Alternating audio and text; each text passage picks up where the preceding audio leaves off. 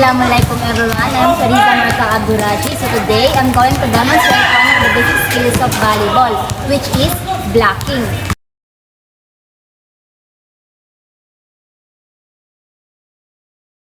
So blocking volleyball is an important defensive skill used by front row players to stop or slow down the opponent's attack. It is considered the first line of defense because it happens at the net before the ball reaches the back row defenders.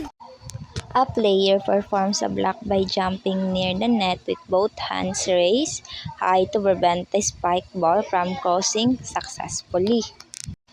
So good blocking requires proper positioning, quick footwork, strong hand placement, and correct timing. So the blocker must watch the setter and hitter carefully to predict where the ball will go, then jump at the right moment to meet the ball at its highest point. So hands should be spread wide and press over the net to send the ball back to the opponent's court.